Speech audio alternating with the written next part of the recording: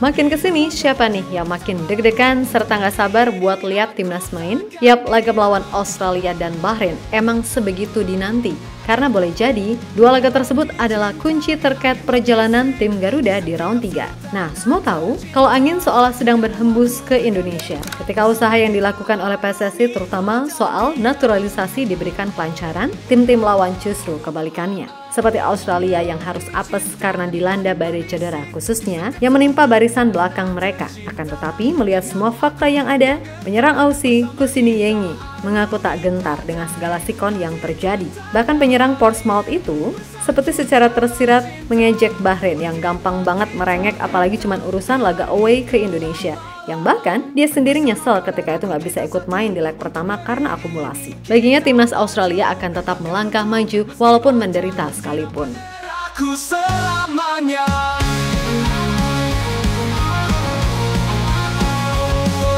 Kita takkan pernah mundur dengan semangat yang tak terkalahkan. Mimpi besar kita raih berdua, cinta kita dan negeri ini sejati. Hati dan tanah air bersatu.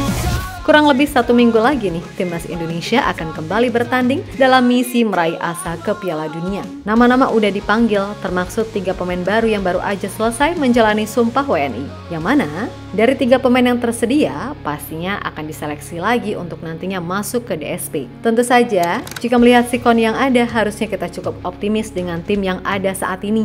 Karena bagaimanapun dilihat dari kualitas individu, timnas Indonesia sama sekali nggak kalah dari Australia. Apalagi tim Kangguru sedang dilanda badai cedera, sehingga pastinya itu akan jadi keuntungan buat tim Garuda. Mungkin yang jadi tantangan di laga versus Aussie adalah soal waktu. Tentu semua tahu kalau para pemain abroad diperkirakan hanya akan punya waktu recovery 2-3 hari sebelum nantinya tempur. Dan soal fisik, ini yang akan menjadi tugas bagi Quentin Jacoba buat memantau kondisi pemain biar meminimalisir resiko cedera.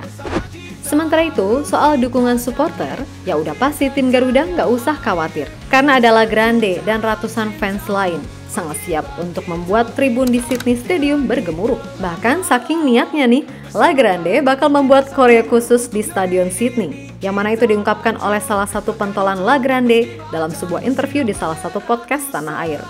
Nah, berarti persiapannya atau koreonya nanti dengan ya cukup banyak lah nih, 4.000. Koreonya yang bakal dibawa nih seperti apa nih nanti? Tentunya kan di away itu kan aturannya lebih ketat ya dibandingkan kalau kita main di GBK misalnya. Jadi kita memang atur perizinan. Nah, untuk di B yang memang dialokasi untuk supporter Indonesia itu B8 itu, dan kita sedang mengupayakan B7 dan B6 juga, kita sudah mempersiapkan koreo yang mana kita akan announce nanti ya detail seperti apa. Cuma kita udah siapkan koreografi yang mungkin tidak akan semegah di GBK, tapi kita pastikan akan tetap luar biasa dan membuat Australia juga ketar-ketir di sana. Lebih lanjut perihal biaya, tentu hal ini sudah diperkirakan oleh semua, di mana Unggul Indra selaku presiden dari La Grande Indonesia, yang mana so pasti itu nggak akan murah. Namun kembali lagi, terkadang kecintaan mampu mengalahkan semuanya. Asik. Untuk paket nonton langsung di Australia, kami sudah buka dari awal tahun. Biayanya 15 juta per orang. Sampai saat ini sudah ada 3 orang yang visanya berhasil dan siap berangkat ke Australia.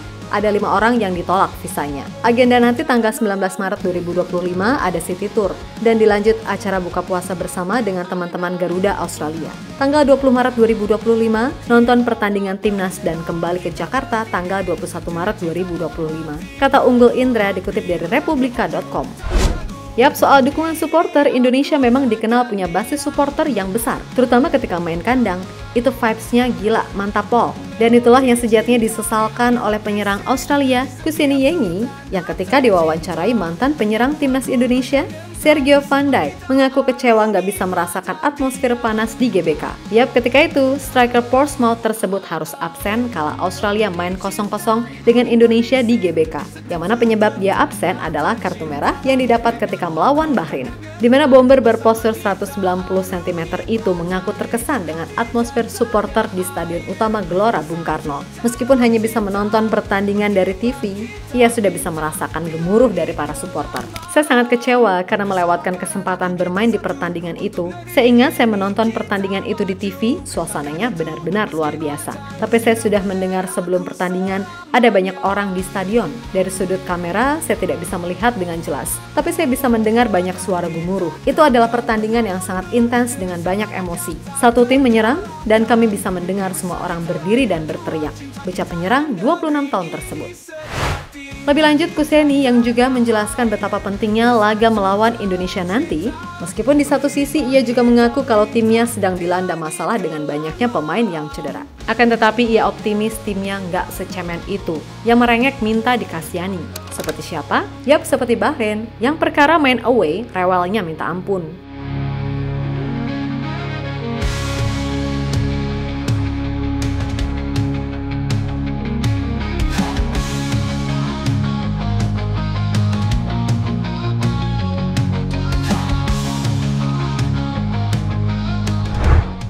Di sisi lain, untuk menyikapi badai cedera yang dialami oleh timnya, Tony Popovic sendiri berencana akan memanggil beberapa pemain dari tim U20 yang baru aja keluar sebagai juara Piala Asia. Bagi Popovic, ini adalah keputusan yang terbilang berani, mengingat 2 laga di bulan Maret terbilang sangat krusial.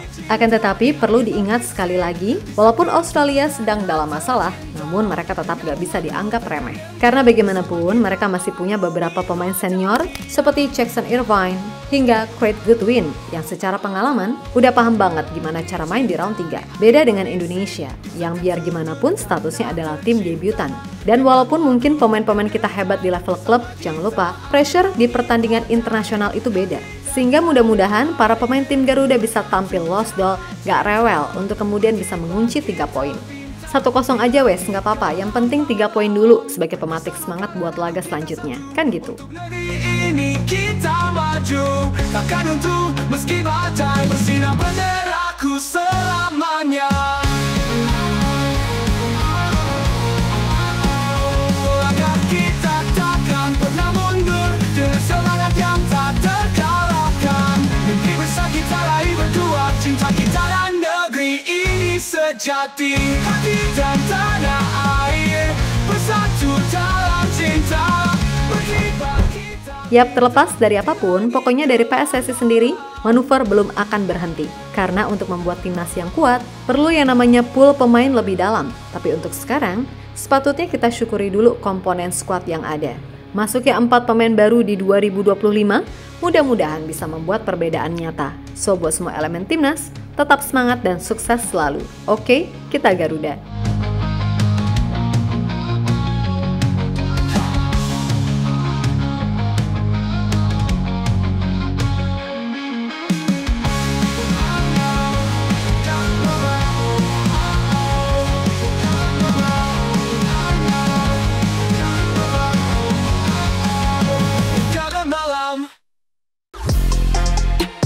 Halo, izin iklan sebentar ya guys. Jadikan ruangmu bernuansa timnas. Temukan beragam poster dinding, sepak bola dan timnas dengan desain menawan, kualitas premium dan harga yang tidak akan menguras kantong. Segera klik link Shopee di deskripsi video ini dan dukung timnas dengan sepenuh hati. Mulai dari dinding rumahmu.